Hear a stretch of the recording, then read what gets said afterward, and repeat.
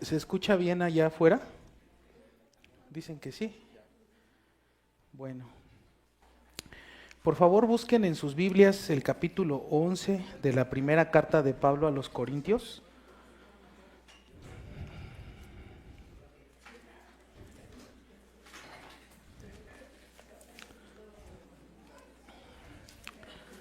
Primera de Corintios, en su capítulo 11.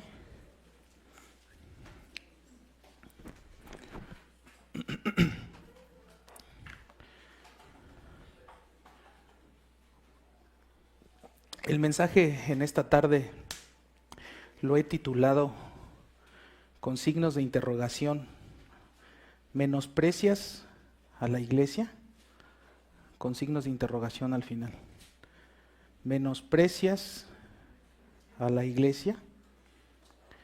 Y nuestra lectura comienza en el capítulo 11 de la primera carta del apóstol Pablo a los Corintios. Solamente vamos a leer el versículo 22, primera de Corintios 11, 22, que nos dice, damos lectura y hacemos una oración más. Dice así la Escritura: ¿pues qué? ¿No tenéis casas en que comáis y bebáis? ¿O menospreciáis la iglesia de Dios y avergonzáis a los que no tienen nada? ¿Qué os diré? ¿Os alabaré? En esto no os alabo. Hagamos una oración más. Padre Celestial, bendito seas.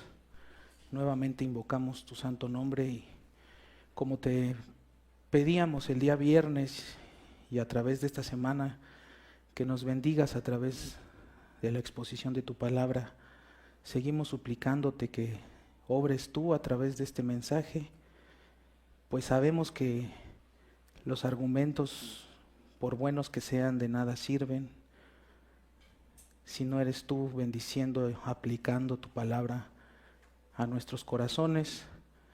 Ayúdanos, Señor, a encontrar aplicaciones prácticas para nuestras vidas, en el caso de los creyentes, y ayuda a los no creyentes a buscar el arrepentimiento, a ver su pecado. Concédeles la salvación que necesitan. Solamente tú eres poderoso para hacerlo. En ti confiamos y te pedimos estas cosas en el nombre de Cristo Jesús. Amén. Antes de entrar de lleno a nuestro tema, quisiera hacer un comentario relacionado con este tema de la hermenéutica. La hermenéutica es el arte de la interpretación de las Escrituras. Y el comentario que quiero hacer es sencillo. Cada versículo en la Escritura tiene una sola interpretación. Cada pasaje de la Escritura tiene una sola interpretación. No puede tener múltiples interpretaciones. La misma Escritura condena lo que llama el apóstol Pedro interpretaciones personales. ¿Qué significa interpretación personal? Yo le doy una interpretación y otra persona le da otra y otra persona le da otra. La Biblia condena eso. Cada pasaje de la Escritura tiene una sola interpretación. Una sola interpretación. ¿Quién es el que interpreta la Escritura? La misma Escritura. La Escritura se interpreta a sí misma.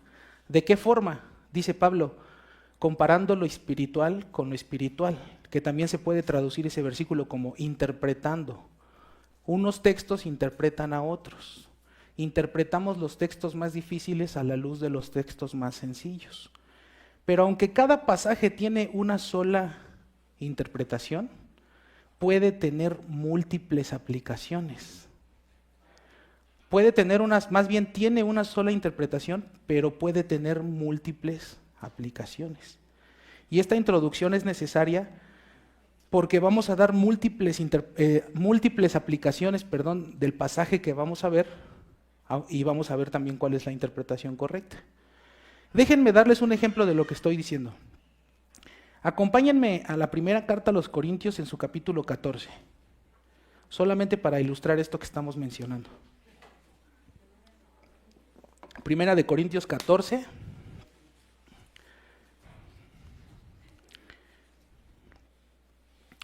En el versículo 40 simplemente dice así: pero hágase todo decentemente y con orden.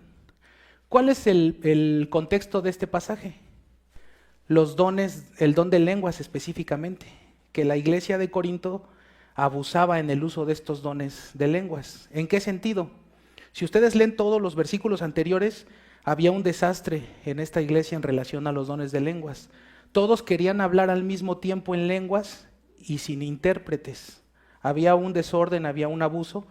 Y en este contexto, Pablo dice: hágase todo decentemente y con orden. O sea que la aplicación principal de este pasaje está relacionada con las lenguas. Sin embargo, sabemos que el don de lenguas ya no está operando, ya no está vigente, ya cumplió su propósito. ¿Eso significa que ya no tenemos ninguna aplicación de este pasaje? Y la respuesta es no. Nosotros utilizamos este mismo pasaje para muchas cosas. Por ejemplo, en los cultos de oración tiene que haber un orden. Uno es el que dirige y los demás en silencio diciendo amén. Hay un orden. La dominical o las guarderías, ¿para qué sirven? Para mantener el orden. ¿Sí o no? Entonces nosotros utilizamos este pasaje para múltiples aplicaciones, pero para lo que se escribió, cuando se escribió, era en relación a las lenguas. Lo mismo va a suceder con este pasaje que tenemos el día de hoy.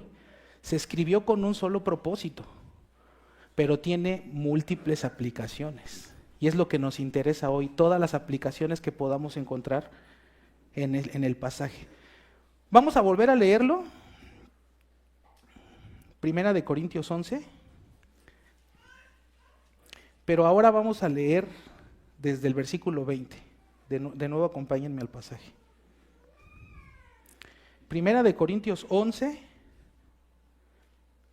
versículo 20. Dice así: cuando pues os reunís vosotros, esto no es a comer la cena del Señor. Algunos creen que esto significa, no me refiero a las reuniones de Santa Cena, pero no significa eso. Esto significa, Pablo, es como si Pablo les estuviera diciendo, en realidad no les importa la cena del Señor.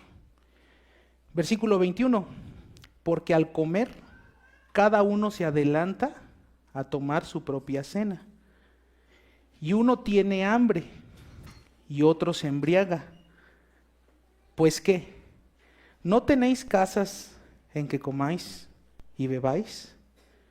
¿O menospreciáis la iglesia de Dios y avergonzáis a los que no tienen nada? ¿Qué os diré? ¿Os alabaré? En esto no os alabo. La parte que más nos interesa del pasaje es la declaración de Pablo cuando dice: o menospreciáis la iglesia de Dios, que es el título del día de hoy. ¿Menospreciáis la iglesia de Dios? La palabra griega aquí utilizada para menospreciar la iglesia es la palabra catafroneo. Esa es la palabra griega utilizada para menospreciar la iglesia, catafroneo. Y el Nuevo Testamento utiliza esa misma palabra, la traduce en otras partes como despreciar. O sea, menospreciar es lo mismo que despreciar. Tener en poco, tener en menos, desestimar, mirar con desdén. Eso es menospreciar. Tener en poco, tener en menos, despreciar, mirar con desdén. Y la idea de esta palabra, catafroneo, es la siguiente. Tenemos en poco las cosas que consideramos inferiores, las cosas o las personas. Y tenemos en poco las cosas o las personas porque nosotros mismos nos estimamos superiores. Cuando nosotros nos estimamos superiores, tenemos en poco las cosas. Déjenme darles un ejemplo de lo que estoy diciendo. Es válido Es perfectamente válido que ciertos alimentos no nos gusten. Es válido. Dice el dicho, el gusto se rompe en géneros. Pero hay personas que desprecian ciertos alimentos no porque no les gusten, sino porque los consideran inferiores. Es válido que a alguno de ustedes no le gusten los frijoles. Eso es muy válido. Pero una cosa es que no les gusten los frijoles y otra cosa es que digan, ¡ay, frijoles! ¿Sí me doy a entender? Como que consideras, es muy poco para mí esta comida. Entonces, como nosotros nos estimamos superiores, menospreciamos lo que consideramos inferior. Déjenme darle otros ejemplos para que quede más claro. La ropa. Yo recuerdo en la secundaria, ¿y qué marca son tus tenis? Ay, son Pyramid, esa marca ni existe. Yo traigo unos Jordan. Menospreciamos porque consideramos a la persona inferior. En la ropa, en los carros. Ay, ¿tienes un bochito? ¿A poco sí prende?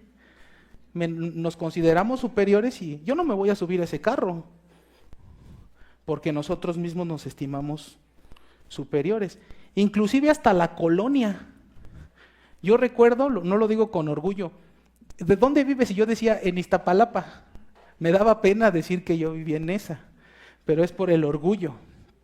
Eso tiene que ver con el orgullo. Entonces, menospreciar es estimar las cosas inferiores en virtud de que yo mismo me considero superior. Y nuestro pasaje dice, ¿o menospreciáis la iglesia de Dios? Menospreciamos la iglesia cuando nosotros nos consideramos superiores a la iglesia. ¿Y qué es la iglesia? Vamos a verlo más adelante. Y las diferentes aplicaciones de las que yo les hablaba al inicio, en nuestro pasaje son que hay diferentes formas en las que podemos menospreciar a la iglesia. Hay diferentes formas en las que nosotros mismos podemos estar menospreciando a la iglesia. Les voy a dar una lista, me voy a adelantar y les voy a dar una lista y después vamos a ir a ver cada una de estas cosas. En primer lugar, podemos menospreciar a la iglesia ignorando la doctrina de la iglesia. Es una forma de menospreciar, como que, esa doctrina no me importa, esa doctrina no es importante. Una forma de menospreciar a la iglesia es ignorando la doctrina de la iglesia. En segundo lugar, otra forma de menospreciar a la iglesia es considerando a otros hermanos como inferiores, lo que está en el pasaje que más adelante lo vamos a analizar a detalle.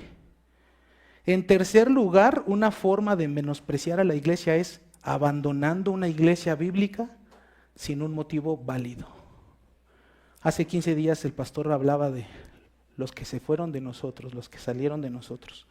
Abandonar la iglesia sin un motivo válido es una forma de menospreciar la iglesia. En cuarto lugar, otra forma de menospreciar la iglesia es teniendo una mala actitud con los oficiales de la iglesia, con los pastores y diáconos, con el liderazgo de la iglesia. ¿Por qué esto es una forma de menosprecio? ¿Quién puso a los pastores y a los diáconos? La iglesia. En síntesis, es la iglesia misma la que los puso. En quinto lugar, otra forma de menospreciar la iglesia es cuando algún miembro, algún hermano no colabora económicamente con la iglesia. Es otra forma de menosprecio. Porque el ministerio de la iglesia, ¿cómo se sostiene? A través de las ofrendas. A través de las ofrendas. Y en sexto lugar, es el último, tenía una lista más larga, pero quise condensarla. En sexto lugar, cuando no se practican las ordenanzas que Cristo le dio a la iglesia. Esa es otra forma de menospreciar a la iglesia. Cuando no se practican las ordenanzas. Antes de analizar la lista, vamos a ver dos puntos preliminares. El primero es qué es la iglesia y el segundo es cuál es la importancia de la iglesia. Vamos a ver estos dos puntos antes de analizar las formas en las que nosotros mismos podemos estar menospreciando a la iglesia. ¿Qué es la iglesia y cuál es su importancia? Vamos a responder de manera muy breve la primera pregunta. ¿Qué es la iglesia? ¿Qué es la iglesia? En resumen, la iglesia no es el edificio. tenemos la tendencia a dirigirnos al edificio como si fuera la iglesia. Dejé mi chamarra en la iglesia. No, no dejaste tu chamarra en la iglesia, dejaste tu chamarra en el edificio donde se reúne la iglesia, en el salón donde nos vemos en la iglesia. No, la iglesia no es el edificio. La iglesia son los creyentes que se reúnen en el edificio. Tampoco la iglesia es la denominación. La iglesia bautista, la iglesia católica, no. La iglesia no es una denominación. ¿Qué es entonces la iglesia? La iglesia son los creyentes que han sido salvos y bautizados. Eso es la iglesia. Los creyentes que han sido salvos y bautizados. No basta solamente con ser salvo para pertenecer a la iglesia. Eso es un error que la mayoría sostiene. Incluso los grupos reformados creen eso. En el momento en el que una persona se convierte, en ese momento entra y forma parte de la iglesia. Eso es falso. Eso no está en ninguna parte del Nuevo Testamento. La evidencia que tenemos del Nuevo Testamento es que una cosa es la conversión y otra cosa es entrar a la iglesia. Hubo creyentes que de verdad fueron salvos, pero que nunca formaron parte de una iglesia. El ejemplo más claro es el ladrón en la cruz. La conversión te introduce en el reino de Dios, pero es a través del bautismo lo que te introduce a la iglesia, al cuerpo de Cristo. Entonces la iglesia son los creyentes. Los creyentes. La forma bíblica para formar parte de la iglesia en todas las páginas del Nuevo Testamento es a través del bautismo. Entonces la pregunta ¿qué es la iglesia? Es muy sencilla de responder. La iglesia es la reunión de creyentes bautizados en comunión y en pacto. Esto de inmediato echa por tierra la idea de una iglesia invisible, de un cuerpo místico de Cristo, como lo llaman algunos. El Nuevo Testamento solamente apoya iglesias locales y visibles. No hay tal cosa como un cuerpo místico, no hay tal cosa como una iglesia invisible. La iglesia son los creyentes cuando se reúnen y eso lo podemos ver, no es algo que sea invisible. En segundo lugar, ¿cuál es la importancia de la iglesia? ¿Cuál es su importancia? Por favor, acompáñenme al libro de los Hechos en su capítulo 9. Vamos a considerar cuál es la gran importancia de la iglesia. Hechos, capítulo 9. Que en realidad esta creencia de la iglesia universal e invisible simplemente es una confusión. Hay creyentes verdaderos que sostienen, hay pastores de sana doctrina que sostienen la existencia de una iglesia invisible, pero todo surge de una confusión. Confunden el reino de Dios, que ese sí es invisible, con la iglesia, que esta sí es visible. Hechos capítulo 9, ¿ya lo tienen? En el contexto de lo que vamos a leer, el apóstol Pablo pide cartas para perseguir a la iglesia. Y aquí se dirige rumbo a Damasco y dice el versículo 3, mas yendo, el apóstol Pablo, Saulo en ese momento, mas yendo por el camino, aconteció que al llegar cerca de Damasco, repentinamente le rodeó un resplandor de luz del cielo. Y cayendo en tierra, oyó una voz que le decía, Saulo, Saulo, ¿por qué me persigues? Y él dijo, ¿quién eres, Señor? Y le dijo, yo soy Jesús, a quien tú persigues. Dura cosa te es dar coces contra el aguijón. 2 veces, ¿por qué me persigues? Y después, yo soy Jesús, a quien tú persigues. Pablo pudo haber respondido, no, yo no te estoy persiguiendo a ti, yo ni siquiera te conozco, yo ni siquiera te conocí. Yo creo que Pablo conoció al Señor Jesús hasta después de la resurrección. Durante el ministerio público de nuestro Señor Jesús, Pablo estaba en Damasco, probablemente estudiando la universidad, y no se encontró con Cristo durante su vida, sino hasta su muerte. Entonces Pablo pudo haber respondido, yo no te persigo a ti, yo ni te conozco. Es más, que tú no habías muerto, pudo haber respondido Saulo. Pero el Señor le dice, ¿por qué me persigues? También el Señor pudo haberle dicho a Pablo, Saulo, Saulo, ¿por qué persigues a mis discípulos? ¿Sí o no? Pero Él le dijo, ¿por qué me persigues a mí? ¿Por qué me persigues? ¿Qué implica esto? Lo que haces a la iglesia es como si se lo hicieras a Cristo. Eso es lo que implica. ¿Por qué me persigues? Lo que haces con la iglesia es como si se lo hicieras a Cristo. Es como si se lo hicieras a Cristo. O otra forma de decirlo, meterse con la iglesia es meterse con Cristo mismo. ¿Por qué me persigues? Hay una unión entre la iglesia y Cristo.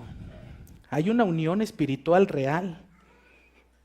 La iglesia es el cuerpo de Cristo. Y Cristo es la cabeza.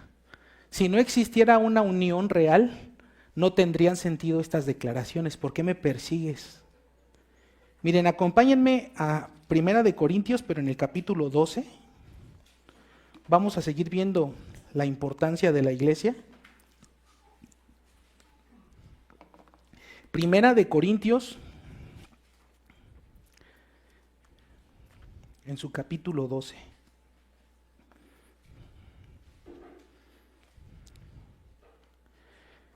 No nos interesa el contexto, solamente ciertas declaraciones del pasaje. En el versículo 12 nos dice, porque así como el cuerpo es uno y tiene muchos miembros, pero todos los miembros del cuerpo, siendo muchos, es decir, un cuerpo humano se compone de muchos miembros, 2 brazos, 2 piernas, 2 ojos, 2 oídos, pero a pesar de que son muchos miembros, conforman un solo cuerpo, es lo que está diciendo.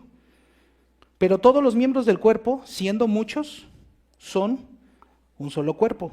Dice, así también la iglesia, no dice así. Así también Cristo. Cristo es un miembro de la iglesia. Él es la cabeza, la parte más importante del cuerpo. Brinquen hasta el versículo 27. Vosotros pues sois el cuerpo de Cristo y miembros cada uno en particular. Cristo es la cabeza, la iglesia es su cuerpo. Distintos miembros, un solo cuerpo. Vamos a continuar analizando la importancia de la iglesia. Por favor, acompáñenme al capítulo 5 de la carta del apóstol Pablo a los Efesios. Efesios 5.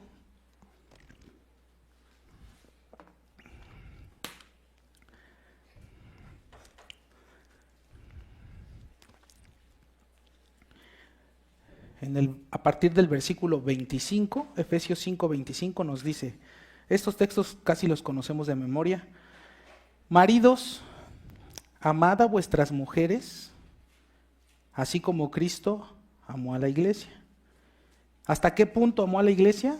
Hasta el punto de entregar su vida, y se entregó a sí mismo por ella, para santificarla, habiéndola purificado en el lavamiento del agua por la palabra, a fin de presentársela a sí mismo una iglesia gloriosa, que no tuviese mancha, ni arruga, ni cosa semejante, sino que fuese santa y sin mancha.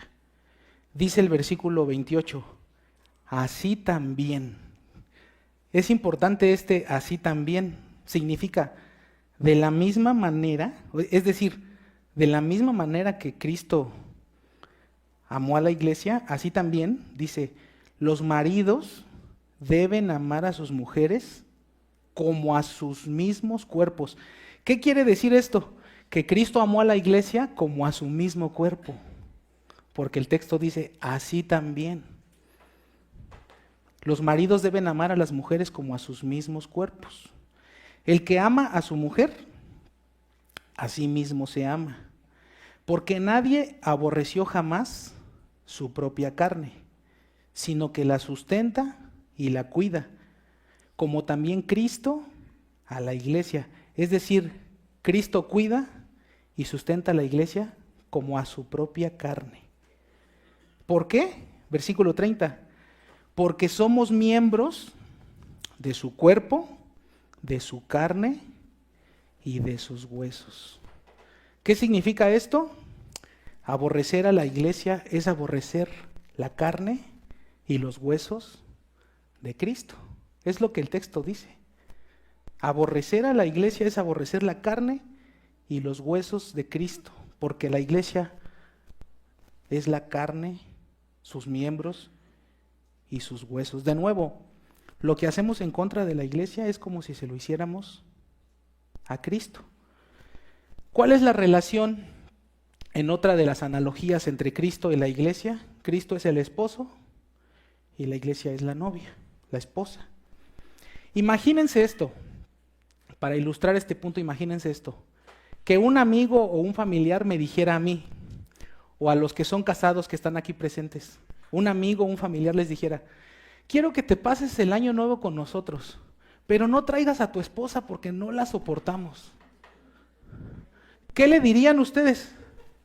Mi amor, ¿qué crees? Te vas a tener que ir con tu familia, con tu mamá, porque yo me voy a ir con mi... ¿Qué harían ustedes si alguien les dijera así?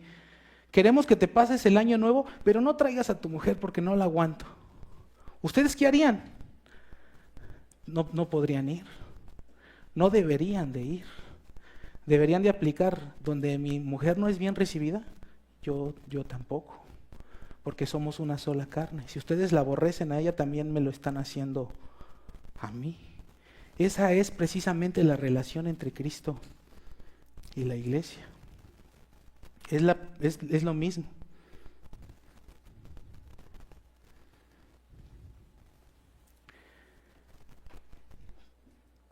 Muchas personas que dicen ser creyentes, que dicen amar al Señor, no quieren saber nada de la iglesia.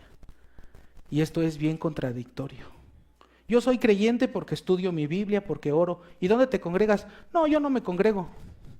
Esto es contradictorio. Es como si le dijeran a Dios, al Señor, Señor, yo contigo hasta la muerte, pero de tu esposa no quiero saber nada.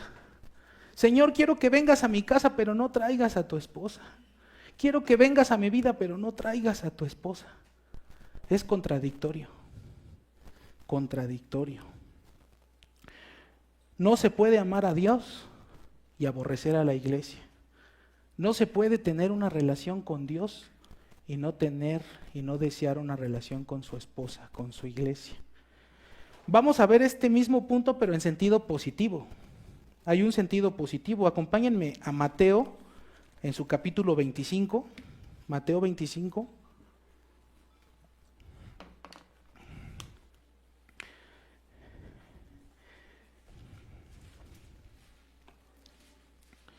Los acontecimientos en medio del fin del mundo. Mateo 25, a partir del versículo 34. Escuchen este mismo principio, pero en sentido positivo. Entonces el rey dirá a los de su derecha, los justos, en la separación, a la derecha los justos, a la izquierda los impíos. Entonces el rey dirá a los de su derecha, a los justos, venid, benditos de mi Padre, heredad el reino preparado para vosotros desde la fundación del mundo. Porque tuve hambre y me disteis de comer, tuve sed y me disteis de beber, fui forastero y me recogisteis, estuve desnudo y me cubristeis, enfermo me visitasteis, en la cárcel y vinisteis a mí. Entonces los justos le responderán diciendo, Señor, ¿cuándo te hemos visto hambriento y te sustentamos, o sediento y te dimos de beber? ¿Y cuándo te vimos forastero y te recogimos, o desnudo y te cubrimos? ¿O cuándo te vimos enfermo o en la cárcel y vinimos a ti? Y lo que nos interesa está en el versículo 40, y respondiendo el rey les dirá, de cierto os digo que en cuanto no lo hicisteis, yo voy a decir a la iglesia, a uno de estos mis hermanos, se refiere a los creyentes, se refiere a la iglesia, no está de más decirlo. De cierto os digo que en cuanto no lo hicisteis a uno de estos mis hermanos más pequeños, a mí Perdón, lo estoy leyendo mal. De cierto os digo que en cuanto lo hicisteis a uno de estos mis hermanos más pequeños, a mí me lo hiciste. Lo que hacemos en favor de la iglesia es como si lo hiciéramos en favor de Cristo mismo, como si lo hiciéramos para Él. Brinquen hasta el 44. Ahora se dirige a los injustos. Entonces también le responderá diciendo, ellos responderán diciendo, Señor, ¿cuándo te vimos hambriento, sediento, forastero, desnudo, enfermo o en la cárcel y no te servimos? Entonces le responderá diciendo, de cierto os digo que en cuanto no lo hicisteis a la iglesia, voy a decir, a uno de estos más pequeños, tampoco a mí me lo hicisteis. Todo esto que hemos analizado es tan solo para decir lo siguiente. Lo hemos estado repitiendo y repitiendo. Amar a la iglesia es amar a Cristo. Aborrecer a la iglesia es aborrecer a Cristo.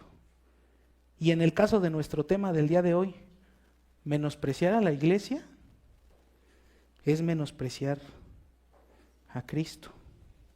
Es su cuerpo, es su carne, son sus huesos, es su esposa. Y alguno dirá, hermano, espérate, ¿estás poniendo a la iglesia al mismo nivel que a Cristo? Yo no lo estoy poniendo, yo no la estoy poniendo. Cristo puso a la iglesia a su mismo nivel cuando dijo, ¿por qué me persigues? ¿Por qué me persigues? Él mismo fue el que lo dijo. No soy yo el que está poniendo a la iglesia al mismo nivel. Hay que entender que no estamos haciendo lo mismo que la Iglesia Católica. La Iglesia Católica dice, fuera de la iglesia no hay salvación para nadie. Ese es el dogma católico. Fuera de la iglesia no hay salvación. Para nada estamos diciendo eso. Cuando un católico declara eso, se refiere a que fuera de sus sacramentos, es lo que ellos quieren decir, fuera de los sacramentos que ellos imparten no puede haber salvación. Y supuestamente ellos son los únicos capacitados oficialmente para implementar estos sacramentos. Nosotros no estamos diciendo esto. Nosotros creemos que la salvación es por creer en Cristo, no por bautizarse en una iglesia. Sin embargo, nosotros entendemos que una cosa te conduce a la otra. Una cosa te conduce a la otra. Una de las primeras evidencias de que una persona de verdad ha nacido de nuevo, de verdad se ha arrepentido y ha creído, una de las primeras evidencias es su deseo de pertenecer a una iglesia. Esa es una de las primeras evidencias. Eso lo podemos ver en el libro de los Hechos, en el capítulo 2.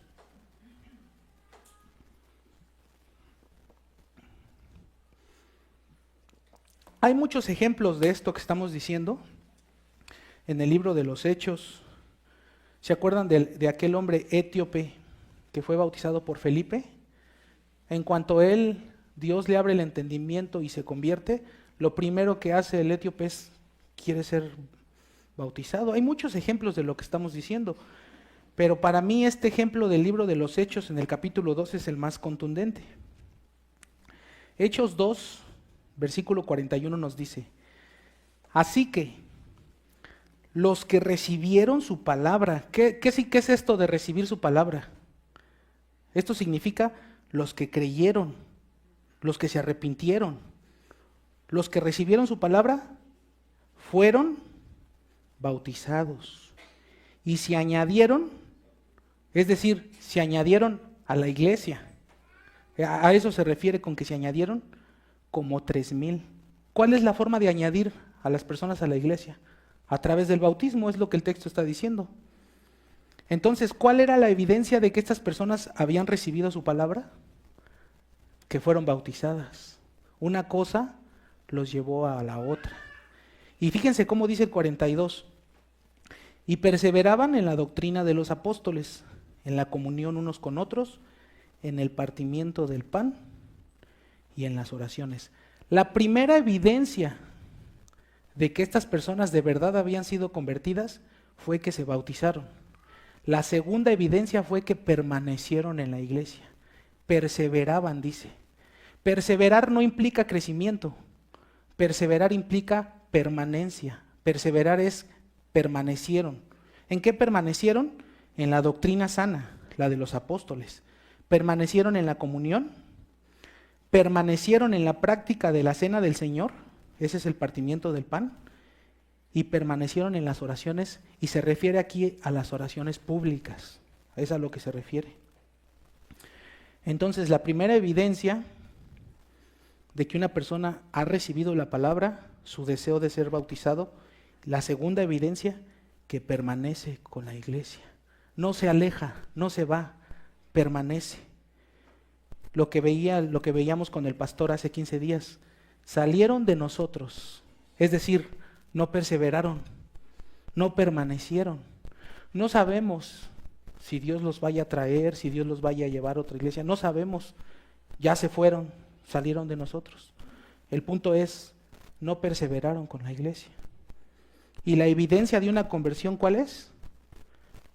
Perseverar, permanecer. El que perseverare hasta el final, ese será salvo. No eres salvo porque perseveras, perseveras porque ya eres salvo. Ese es el punto. Entonces, una verdadera relación con Dios nos conduce a una verdadera relación con su iglesia. Una cosa te lleva a la otra. ¿Pueden ver entonces la importancia de la iglesia? No estamos poniendo a Cristo al mismo nivel que la iglesia. Cristo mismo hizo eso. ¿Por qué? Me persigues. Lo que hacemos con la iglesia, a Cristo se lo hacemos. En sentido positivo, pero también en sentido negativo. Entonces, menospreciar a la iglesia, en un sentido es menospreciar al Señor de la iglesia. Menospreciar a la iglesia es menospreciar a Cristo. Ahora sí vamos a proceder a ver las formas en las que nosotros mismos podemos estar menospreciando a la iglesia sin darnos cuenta. Y créanme que cuando yo estoy preparando este estudio, me doy cuenta en mi propia persona que yo he hecho esto. Yo he menospreciado a la iglesia de diferentes formas. Y si somos sinceros, yo creo que cuando escuchemos esta lista, todos nosotros lo hemos hecho en algún grado o en otro. Mi primer punto en la lista es: menospreciamos a la iglesia ignorando la doctrina de la iglesia. ¿Cómo se le conoce a la doctrina de la iglesia? La eclesiología. Ignorar la eclesiología es una forma de menospreciar. Es como decir, ese tema no me importa. Es como la escatología, a nadie le importa. Es una forma. Pero lo primero que quiero señalar, hermanos, es que hay cosas más importantes que la eclesiología. Tenemos que entenderlo así. Hay doctrinas más importantes que la eclesiología. Por ejemplo, el evangelio, las doctrinas de la gracia, la justificación por la fe, la mortificación del pecado, la santificación, la soberanía de Dios, etcétera, etcétera. No negamos que haya doctrinas más importantes, pero eso no significa que la doctrina de la iglesia no sea importante y que debamos ignorarla. El problema con muchas iglesias es que ponen demasiado énfasis, me refiero a iglesias sanas, ponen demasiado énfasis en las doctrinas de la gracia, todo su ministerio se centra en las doctrinas de la gracia y nunca ven nada de la eclesiología. Existen iglesias así. De hecho, el pastor Daniel Chamberlain visita Perú arreglando iglesias que cayeron en esto. No supieron nada de eclesiología porque los pastores que tuvieron solamente enseñaron doctrinas de la gracia y nunca tocaron el punto de la eclesiología, y eso provocó un desastre. Aunque hay doctrinas más importantes, no debemos ignorar. Ignorar la doctrina de la iglesia puede traer problemas a la iglesia. Especialmente en la época en la que vivimos, donde somos bombardeados por internet. A través del internet estamos siendo bombardeados con múltiples ideas que no son bíblicas. Hay personas que se han ido de nuestra iglesia o de nuestras iglesias. Es que ustedes no evangelizan. A ver, ¿a qué te refieres con que no evangelizamos? Es que de donde yo vengo, salíamos con unas bocinotas ahí a la Alameda. Eso no es evangelizar, eso lo voy a seguir diciendo siempre que tenga oportunidad, eso es ir a molestar. Pobre gente que trabajó de lunes a viernes y el único día que tienen para ir con su familia al parque, llega un tipo con una bocinota y empieza a gritarle que se arrepienta. El evangelismo tiene que ser con el consentimiento de la persona. ¿Me dejas compartir el...? No, no es a fuerzas. Es que el texto dice que a tiempo y fuera de tiempo. No se refiere a eso el texto. Pero el punto es, este tipo de ideas están en internet y si nosotros ignoramos la doctrina de la iglesia, fácilmente pueden entrar en nuestras iglesias. Ahora, quiero aclarar lo siguiente. Con este punto de no ignorar la doctrina de la iglesia, no me refiero a que cada creyente debería de ser un maestro capaz de conocer todas las implicaciones. No me refiero a eso. Que los pastores, los diáconos y los líderes sean los que tienen todo el conocimiento de ese punto. Pero cada creyente debería de tener al menos un conocimiento, al menos básico, de la doctrina de la iglesia. Por lo menos en su forma más básica. Les voy a dar una lista de lo que yo considero la forma más básica. Por ejemplo, cada creyente debería de saber cuál es el objeto correcto del bautismo. ¿A quién tenemos que bautizar? ¿Podemos bautizar a un niño? ¿A un recién nacido? Yo le he preguntado a algunos creyentes, ¿por qué no podemos bautizar niños? Y le dan un montón de vueltas a la respuesta por estos debates que hay en internet del paidobautismo, del bautizo, cuando en realidad la respuesta es muy sencilla. No bautizamos bebés porque los bebés son incrédulos. Así, se acabó. No pertenecen a ningún pacto. Esas ideas de los presbiterianos todas son falsas. No hay ningún pacto, eso no es cierto. ¿Por qué no bautizamos a los bebés? Porque son incrédulos. Esa es la forma rápida de responder la pregunta. Bautizamos a los creyentes. El que creyere y fuere bautizado. Primero hay que creer para ser bautizado. ¿Quién es el objeto del bautismo? Los creyentes. Es lo más básico. En segundo lugar, ¿cuál es la forma correcta del bautismo? En la historia de la iglesia han existido 3 formas, pero solamente una es bíblica. Inmersión, aspersión y afusión.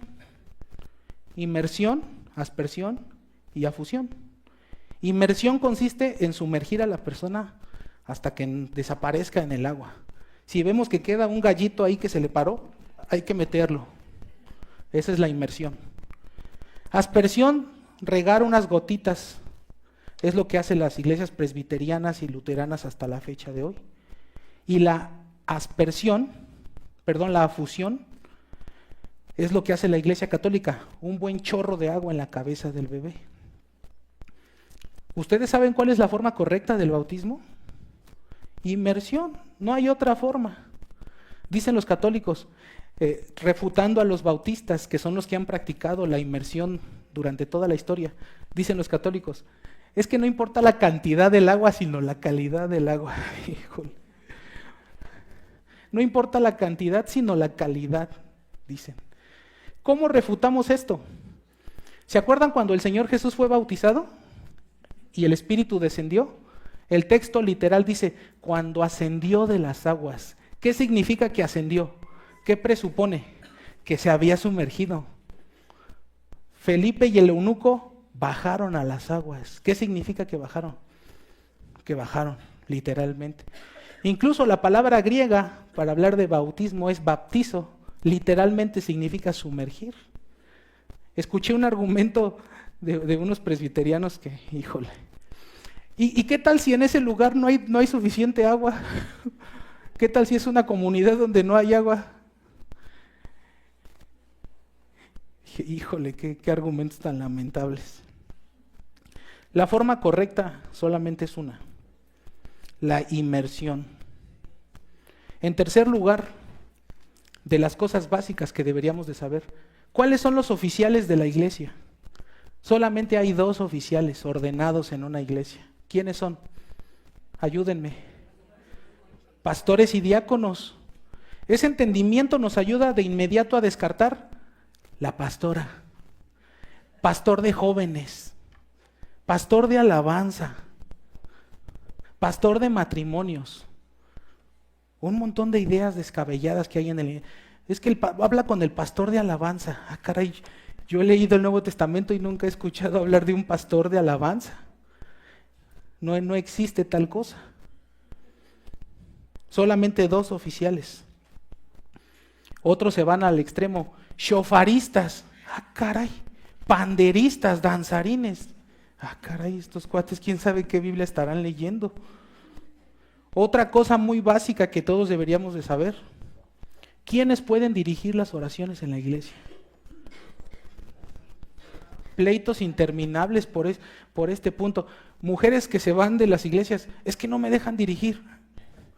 Los únicos que pueden dirigir las oraciones en público son varones, miembros de la iglesia. Y no hay debate, no debería de haber debate. Un argumento que pasó que yo me enteré en una misión de unos hermanos. Pero es que somos 30 mujeres y solo hay un hombre, pues que él dirija nada más. Pero es que venimos desde bien lejos, pues que él dirija nada más. Porque eso es lo que la Biblia dice.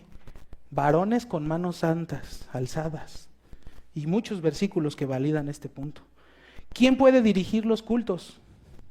Varones, miembros de la iglesia. Otro punto que deberíamos de conocer todos. ¿Cuál es el propósito de la disciplina de la iglesia? Y ese punto se ignora mucho. ¿Cuál es el propósito? Venganza. Ya no le hablen, bloquéenlo de sus redes sociales. ¿Ese es el propósito, venganza? Eso es lo que hacen los testigos de Jehová cuando expulsan a alguien. Eso es lo que hacen los adventistas. En Europa los católicos excomulgaban a alguien, ya no le compren, vende vacas, ya nadie le compre. Pobrecito quebraba porque ya nadie le podía comprar y se tenía que ir a vivir a otro lado. El propósito de la disciplina no es vengarnos de la persona en disciplina, es que sea restaurada. Ni siquiera tenemos que dejarle de hablar, dice la Escritura, pero amonestadle no como a enemigo, sino como hermano, a la persona bajo disciplina. Y en sexto lugar, quizás no tan básico, pero todos deberíamos de saber, ¿cuál es el gobierno de la iglesia? ¿Quién gobierna la iglesia? Algunos dicen, la iglesia misma se gobierna sola. Otros dicen, los pastores. Otros dicen, el presbiterio.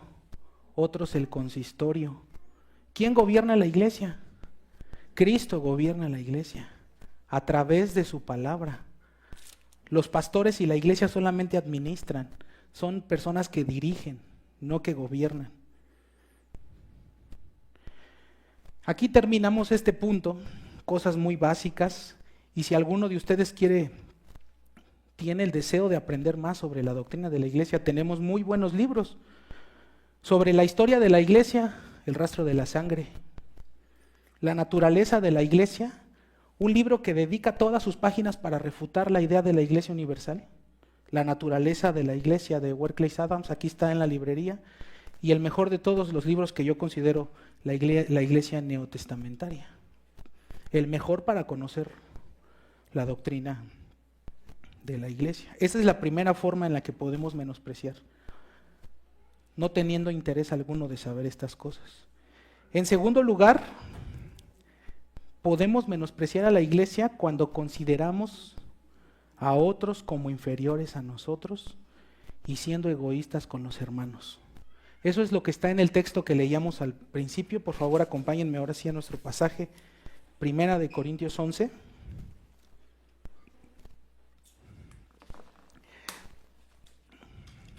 Esta es una forma terrible de menospreciar a la iglesia. Es lo que Pablo señala. 1 Corintios.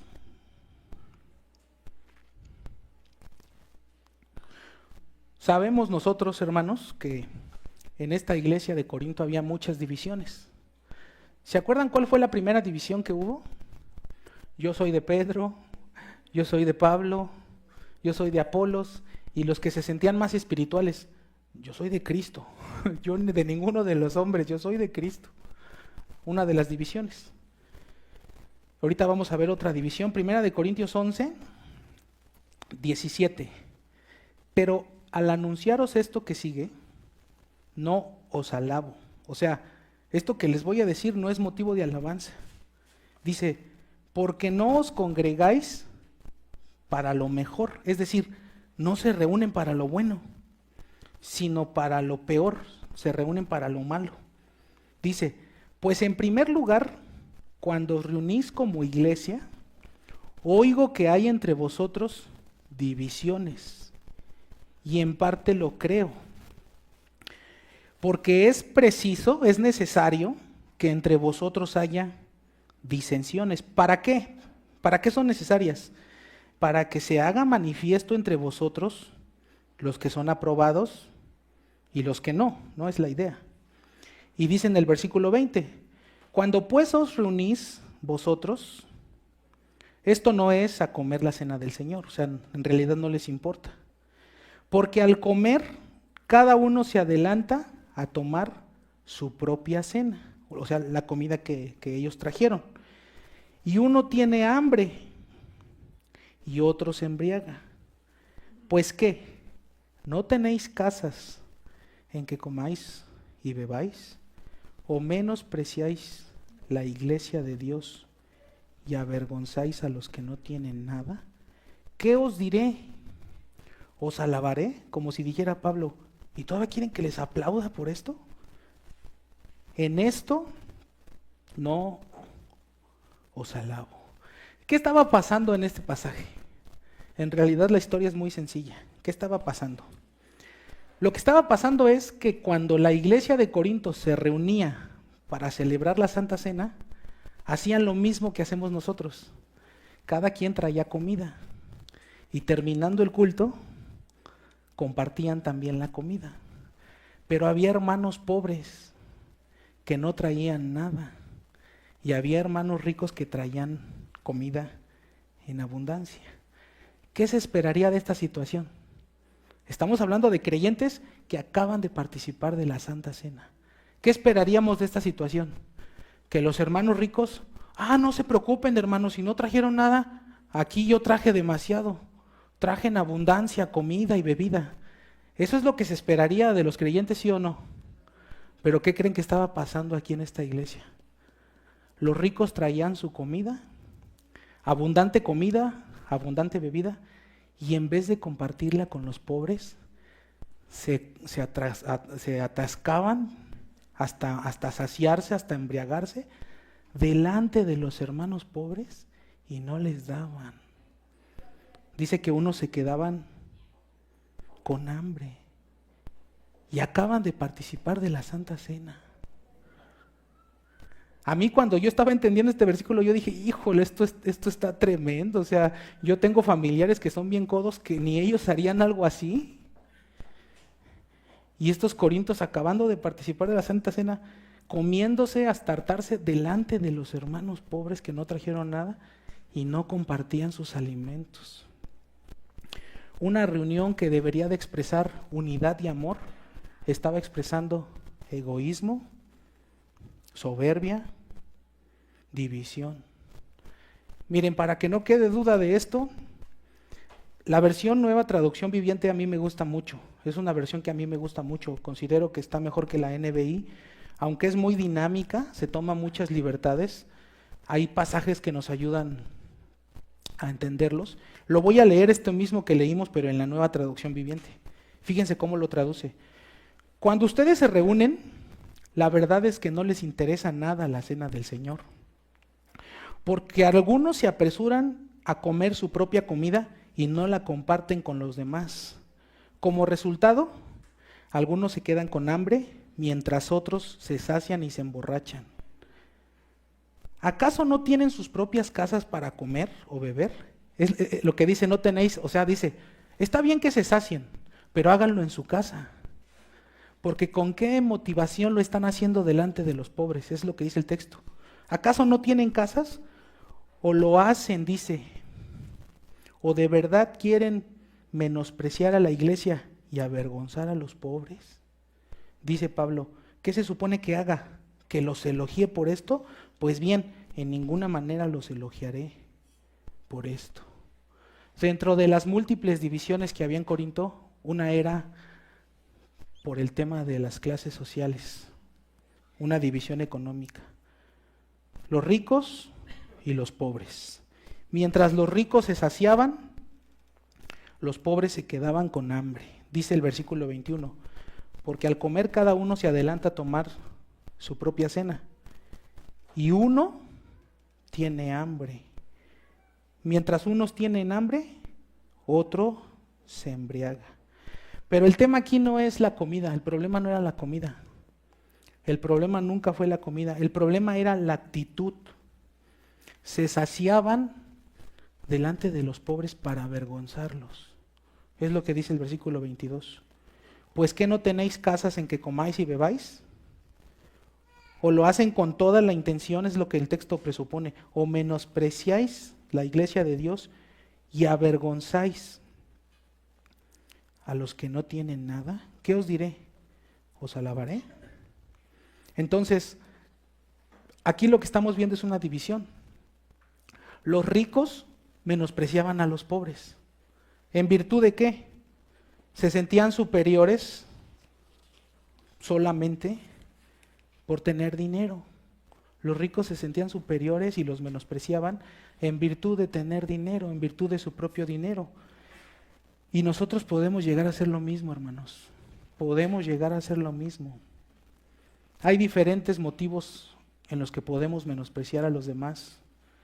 Motivos económicos, culturales, por antigüedad o por conocimiento bíblico. Otra forma de menospreciar en virtud del dinero, de la economía, es buscar amistad con creyentes ricos. O sea, mis amigos, yo solo me junto con los que viven en Polanco. Yo solo me junto con los que viven en la Condesa. Buscar amistades únicamente con creyentes de buena economía y rechazar cualquier amistad con un creyente que es considerado pobre. Precisamente lo que Santiago condena en su capítulo 2 de hacer acepción de personas. Si viene un hombre rico, pásate, siéntate aquí, en los mejores lugares. Pero si viene un hombre andrajoso, no, tú quédate allá afuera, hueles mal. Podemos estar haciendo ese tipo de distinción nosotros mismos. Podemos menospreciar a los demás por causas culturales. Yo soy universitario y me paro el cuello, tengo maestría. Yo soy ingeniero, soy doctor. Ustedes tienen la primaria nada más. Y eso es una primaria de paga, de pública, perdón. Podemos menospreciar a otros por motivos culturales. Podemos menospreciar a otros por la antigüedad. No, ¿tú qué me vas a enseñar? Yo tengo 30 años en el Evangelio. Yo tengo 40, tú eres nuevo. Los nuevos no entienden nada. Podemos llegar a menospreciar. Podemos llegar a menospreciar a otros en base a nuestro conocimiento bíblico. Burlarnos de preguntas que consideramos básicas. Ay, ¿todavía no entiendes eso? En vez de tener la paciencia de explicarle al hermano, ¿cómo es posible? ¿Cuántos años llevas y no has entendido eso? No podemos hacer eso. Dios da grados de entendimiento también. Al contrario, hay que ser pacientes. Podemos llegar a menospreciar en virtud de tener un ministerio. Es que yo hago más que los demás, es que yo sirvo más que los demás. Hermanos, hay que entender, nadie es superior a nadie. Nadie es superior a nadie. Todos los creyentes son igualmente valiosos para Dios, sin importar su condición social, cultural, económica o su antigüedad. Todos los creyentes son igualmente valiosos para Dios. Esto es precisamente lo que enseña la parábola de los obreros de la viña. Unos trabajaron mucho, otros trabajaron poco, unos trabajaron muchas horas, otros trabajaron pocas horas y al final todos reciben la misma paga, la misma gracia, la misma salvación, todos reciben un denario.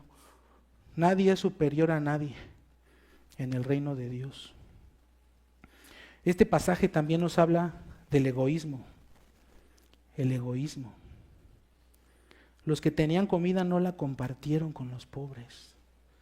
Podemos ser egoístas nosotros mismos también. Quisiera hacerles esta pregunta. ¿Ustedes como creyentes podrían comer tranquilos a la mesa sabiendo que un hermano ese mismo día no va a comer nada? ¿Podríamos comer y disfrutar la comida sabiendo que ese mismo día uno de nuestros hermanos no va a comer nada? ¿Estaríamos tranquilos con eso? Pero déjenme decirles algo, difícilmente nos vamos a enterar de algo así. ¿Sí me doy a entender? O sea, no nos vamos a enterar de algo así. Ni modo de tomar el teléfono y marcarle, oye hermano, ¿ya comiste? Es que no estoy tranquilo comiendo, sabiéndose. O vamos a mandar un mensaje al grupo de WhatsApp. ¿Alguien no ha comido? Porque si no, no voy a poder comer. No, no se trata de eso. Pero si lo supiéramos, si Dios nos concediera saber que un hermano no tiene, ¿podríamos estar tranquilos con eso? Ustedes pregúntenselo a ustedes mismos.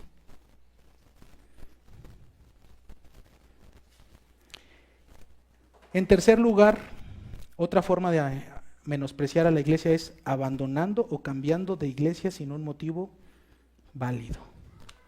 Es la tercera forma. Abandonando o cambiando de iglesia sin un motivo válido. Lo primero que tenemos que señalar en este punto es que hay motivos válidos para cambiar o abandonar la iglesia. Hay motivos válidos. Por ejemplo, cuando una iglesia no cree o se ha apartado de la sana doctrina, ahí tienen un motivo para abandonar o cambiar de iglesia. Cuando se han apartado las iglesias de la sana doctrina. Tenemos que saber, este punto puede ser controversial, pero es real, es una realidad bíblica. Tenemos que saber que hay doctrinas en las que podemos estar de acuerdo o no. Existen diferentes puntos en los que podemos estar de acuerdo o no. Por ejemplo, cuestiones escatológicas. Puede ser que tengamos nuestras diferencias en escatología, no hay problema. No hay ningún problema. Podemos tener diferencias, por ejemplo, si la nación de Israel tiene un futuro, si hay un futuro para Israel o no. Hay hermanos que creen que no, hay otros que creen que sí. Podemos diferir ahí. Podemos diferir quiénes son los hijos de Dios de Génesis 6. Hay puntos en los que podemos estar de acuerdo o no, pero hay doctrinas que no son negociables, con las que no vamos a negociar. Y estas doctrinas, si se cambian, se deforman o se niegan, la iglesia deja de ser una iglesia y se convierte en una sinagoga de Satanás. Si se niegan doctrinas importantes, si se cambian, se niegan o se deforman. Por ejemplo, si una iglesia deja de predicar que la salvación es por gracia, huyan de ahí. Ni siquiera se queden a intentar reformarla. Se deja de predicar el evangelio, eso dejó de ser una iglesia. Si una iglesia niega la existencia trinitaria, la Trinidad de Dios, huyan de ahí, eso ya no es una iglesia. Si una iglesia niega la deidad y la humanidad de Cristo, dejó de ser una iglesia. Si una iglesia trastorna o modifica el carácter y los atributos de Dios, por ejemplo, está de moda negar el infierno. Kit Cameron, famoso evangelista que participaba con los de Living Waters, acaba de negar el infierno el año pasado. Como dice C.S. Lewis, los que negaron el infierno van a llegar a conocerlo, porque no se puede ser creyente y negar una doctrina de este tipo. Si una iglesia se aparta de la sana doctrina, huyan de ahí. Ahí hay motivos válidos para huir. Otro motivo válido, cuestiones de salud, increíblemente, cuestiones de salud. Hay personas, nosotros aquí en Ciudad de México, de área metropolitana, estamos a 2.450 metros sobre el nivel del mar, lo que empeora condiciones cardíacas. ¿Qué es lo que los doctores les dicen a estas personas? Vete a vivir al nivel del mar para que tu calidad y tu cantidad de vida aumente. ¿Qué le diremos a un hermano si su médico lo manda al nivel del mar? No, tú te tienes que quedar aquí a esta iglesia aunque te mueras. ¿Le vamos a decir así? No, tiene un motivo válido, pero si es un creyente verdadero, escúchenme, antes de buscar una casa en el nivel del mar, buscará una iglesia para congregarse, antes de buscar una casa. Y si no encuentra, seguirá buscando, y seguirá buscando, y seguirá buscando, antes de buscar una casa. ¿Saben por qué un creyente haría eso? Porque un creyente entendería que es más valiosa su salud espiritual que su salud física. Su salud física es temporal, estamos de paso en este mundo. La salud espiritual es más importante. Y por si acaso llega a pasar con alguien de ustedes presentes, hay iglesia en Tizimín, en Cozumel, en Mérida, en Playa del Carmen, en Valladolid, en Cancún, por si llegara a pasar. Ese es un motivo válido. Conozco otras personas que se tuvieron que ir porque sus padres ya eran muy viejos y fueron a cuidar de sus padres. Es un motivo válido. Hay personas que piensan que podemos dejar o cambiar de iglesia por motivos laborales. Se acabó el trabajo aquí. Quiero dejar bien claro que esto es una cuestión personal. Yo en lo personal creo que no hay motivos laborales. Dios te puede proveer y suplir tus necesidades allí donde te puso.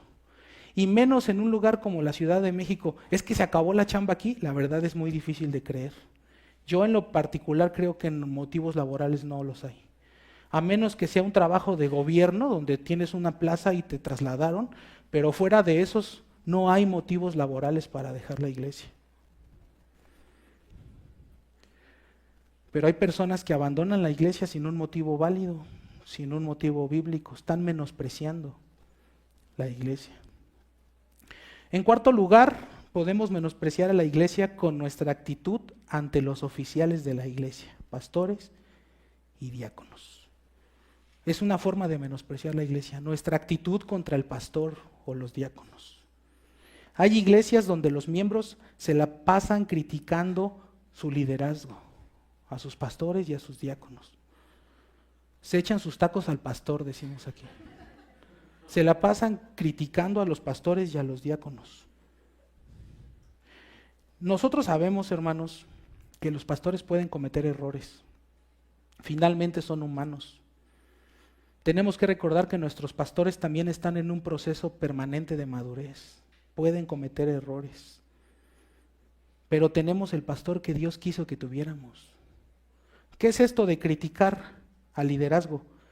Es el pueblo de Israel quejándose de Moisés. Cuando el pueblo se quejaba de Moisés, en realidad ¿de quién se estaban quejando?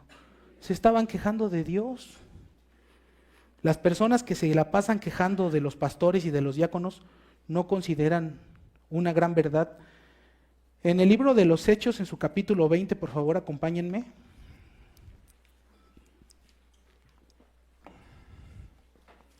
Hechos, capítulo 20.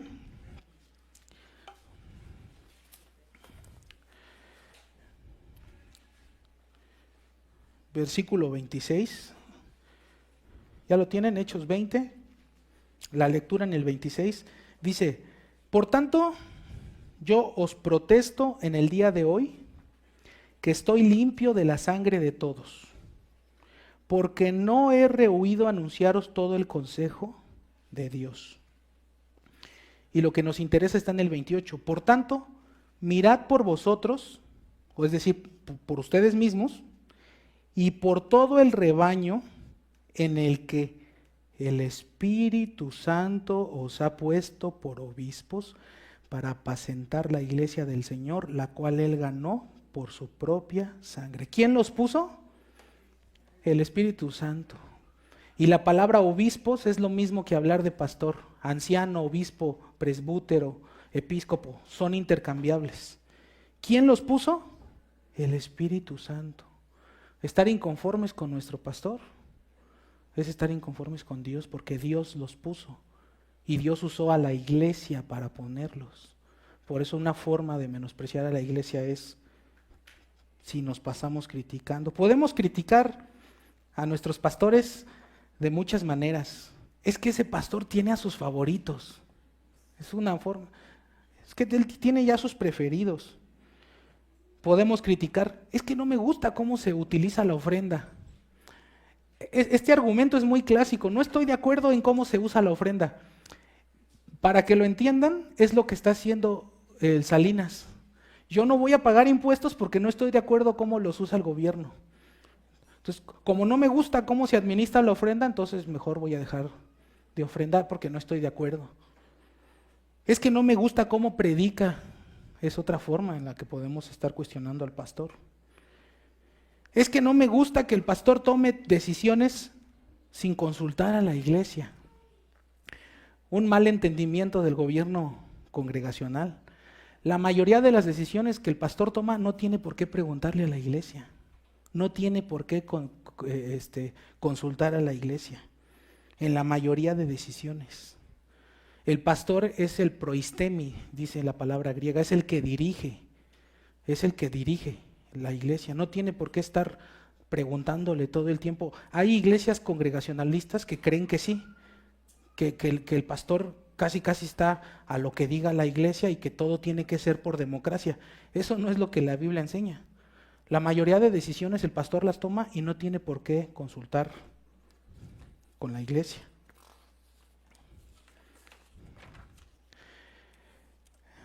Hay decisiones en las que sí tiene que consultar con la iglesia. La elección de diáconos. En el libro de los Hechos se le dejó a la iglesia buscar dentro de vosotros a 7 varones. La elección de pastores se tiene que consultar con la iglesia. En una excomunión, Mateo, ¿qué dice? Dilo a la iglesia. Para excomulgar a alguien, el pastor tiene que consultarlo con la iglesia. Sin embargo, hay pastores, vamos a llegar a este punto más adelante, que expulsan a personas sin consultar a la iglesia. Expulsan miembros incómodos que atentan contra sus intereses y ya lo expulsaron, pero ni siquiera lo consultaron con la iglesia. Entonces, una forma de menospreciar a la iglesia es criticando y cuestionando a nuestro liderazgo que fue puesto por Dios. Pero este punto también podemos verlo a la inversa. Es decir, puede ser el liderazgo, puede ser el pastor el que esté menospreciando a la iglesia. O sea, también se puede ver a la inversa. Un pastor puede ser el que menosprecia a la iglesia. ¿Cómo? Por ejemplo, pastores que quieren ser servidos en vez de ser ellos los que sirvan. ¿Ustedes se acuerdan en el libro de los Hechos cuando Pablo naufragó en la isla de Malta? Su barco naufragó y los de Malta prendieron una fogata para que no se murieran de frío, para que se calentaran. En cuanto se bajó del barco, en cuanto llegó a la orilla, ¿qué hizo Pablo? Se empezó a echar leña. ¿Sí o no? Fue cuando le brincó una serpiente y se le enredó. O sea, Pablo llegó a trabajar, pero hay iglesias, lamentablemente, en nuestros días donde hasta quieren que les abran la puerta del carro los pastores. En vez de ser ellos los que sirven, quieren ser servidos porque se sienten superiores. Ese es el punto. Menosprecian a la iglesia porque se sienten superiores. Otra forma en la que los pastores pueden menospreciar la iglesia es usar el púlpito para intimidar o para controlar. Es una forma muy clásica. Los pastores que usan el púlpito para intimidar o para controlar. De la secta donde salimos, los que no diezman son unos ladrones. Y si tú no estás diezmando, eres un ladrón. Otros pastores que saben cosas personales de su congregación y usan el púlpito para exponerlas, para intimidar, para controlar. Una forma de menospreciar. Cuando los pastores tratan a la iglesia como si fuera de su propiedad personal. Esta iglesia es mía, yo la sembré, yo la levanté.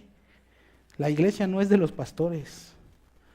Cuando los pastores favorecen a un pequeño círculo cercano, normalmente los llamamos sus cuates. Y en estas iglesias, ¿quiénes son los cuates del pastor? Los que tienen lana. Normalmente esos se van a volver sus cuates del pastor. Si Ananías y Zafira vivieran en este tiempo, serían muy apreciados por muchos pastores.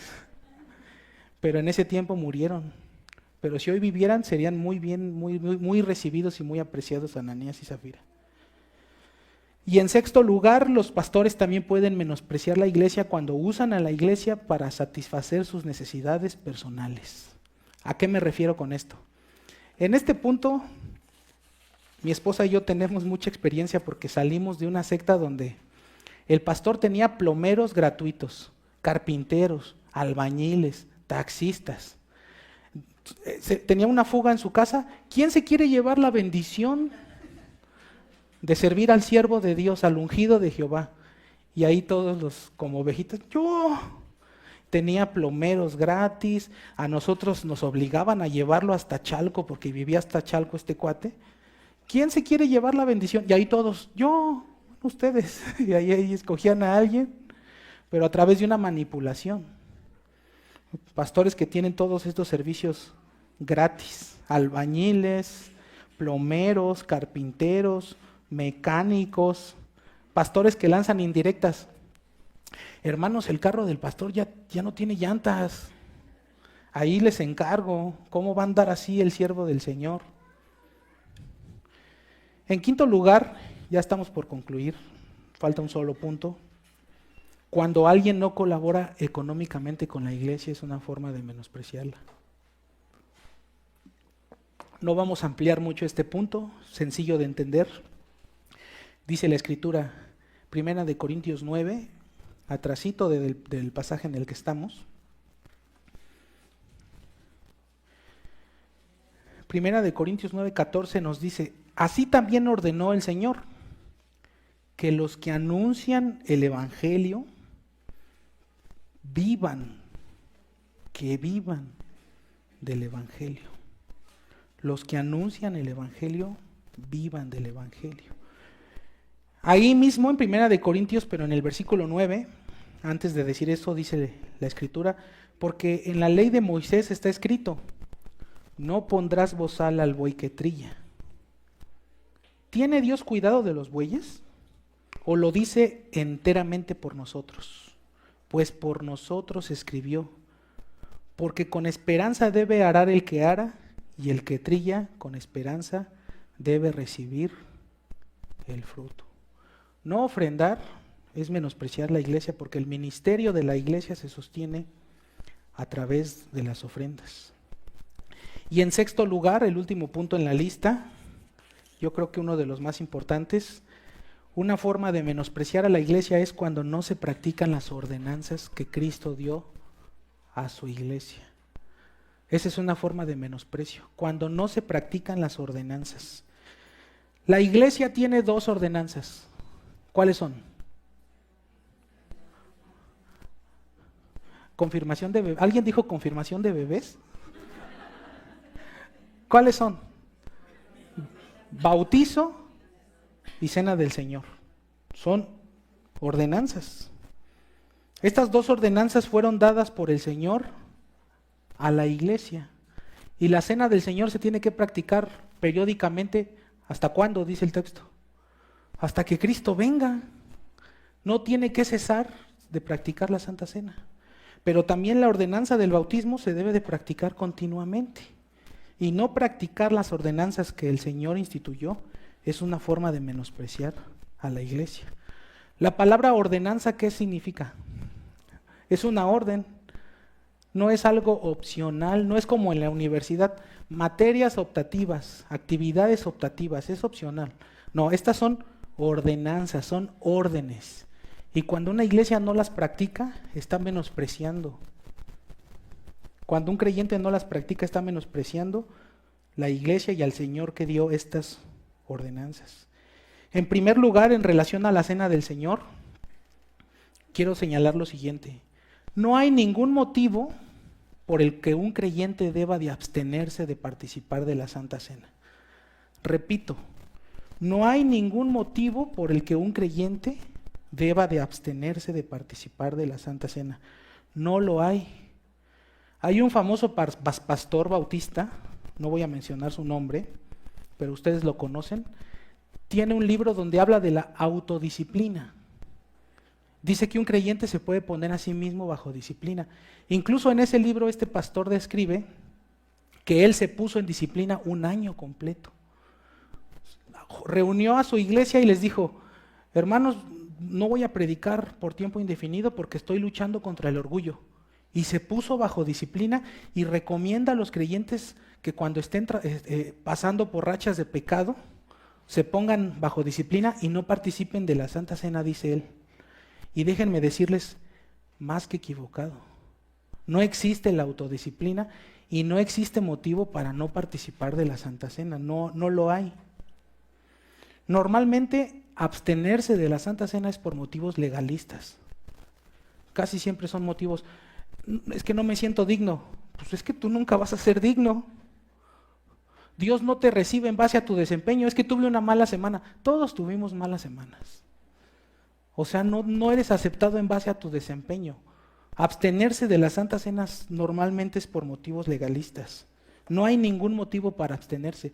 Es más, yo considero que si un creyente se abstiene, y son varias veces, la iglesia debería de ponerlo bajo disciplina.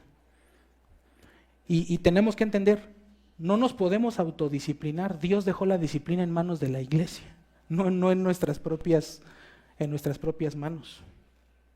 No hay motivos. Se supone, hermanos, que la Santa Cena se nos avisa con tiempo, ¿no? Por lo menos una semana. ¿Por qué se nos avisa con tiempo? No es que el pastor diga el domingo, hermanos, al rato va a haber Santa Cena el mismo domingo. Se nos avisa con tiempo. ¿Por qué? Ese tiempo es para autoexaminarnos, para ver si hay algún pecado con el que no estamos tratando. Precisamente ese es el propósito de la Santa Cena. Practicarnos el autoexamen, si hay algún pecado en nuestras vidas, si hay que arrepentirnos, si hay que renovar nuestro compromiso, si hay que renovar nuestro arrepentimiento. Para eso es esa semana que se nos da, como para que lleguen o deliberadamente faltan ese día, por temor a las advertencias, ¿no?, de participar indignamente, pero en realidad esto es ignorancia. No hay motivos para abstenerse. Cristo nos dio esta ordenanza para que se practique perpetuamente hasta que Él venga. Y finalmente, en relación al bautismo, la segunda ordenanza, tenemos que señalar que hay muchas personas que duran años en iglesias, años y años, y nunca buscan el bautismo. Personas que duran años y nunca buscan el bautismo. ¿Cuál es el motivo? Hay quienes encuentran un motivo válido al decir, no, es que yo considero el compromiso, pero es que ya llevas 20 años considerando el compromiso, ya llevas 30 años considerando. No tiene que ver con el compromiso, al contrario, es no querer compromiso. O sea, el argumento que utilizan en realidad es a la inversa. No quieren compromisos, comprometerse con la asistencia, comprometerse con el servicio, comprometerse con las ofrendas. No se bautizan porque tienen temor al compromiso. No quieren exponerse a la disciplina de la iglesia. Y este punto es muy importante. La iglesia no puede disciplinar a una persona que no es miembro. Se pueden animar. La palabra es exhortar, paráclesis, animar. Pero amonestar, difícilmente. Disciplinar menos. No se puede disciplinar. Entonces hay personas que le tienen temor a la disciplina y al compromiso y por eso no se quieren añadir nunca a una iglesia. No quieren participar de la Santa Cena por temor a las advertencias. ¿Cuáles son las advertencias? Unos debilitados, otros enfermos y otros incluso ya murieron. Pero no hay motivos. Un creyente que de verdad ha nacido de nuevo anhela el bautismo. Está por todas partes en la Escritura. Los que creyeron fueron bautizados. Los que recibieron su palabra fueron bautizados. Es una forma grave de menospreciar a la iglesia no queriendo ser bautizados porque Cristo mismo se bautizó. Imagínense lo que el Señor hizo. ¿Se acuerdan en Génesis que el Señor hizo la tierra en 6 días y el séptimo ¿qué hizo? Descansó. ¿Estaba muy cansado el Señor acaso? Ya estaba sudando. Híjole, me costó un montón la tierra. ¿Descansó porque estaba cansado? Descansó para darnos ejemplo de que no todo es trabajo. De la misma manera, Cristo no necesitaba ser bautizado, pero se bautizó para darnos ejemplo. Y los que no quieren ser bautizados, no están siguiendo el ejemplo. Finalmente termino con Juan 11. Terminamos con Juan en su capítulo 11. Y con el comentario, no menosprecies a la iglesia, hermano y amigo que estás aquí.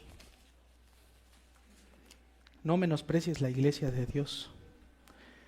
En Juan 11, versículo 43, antes de dar lectura, un pastor muy querido por nosotros encontró en Juan 11 una muy bonita ilustración, o tipo de la iglesia.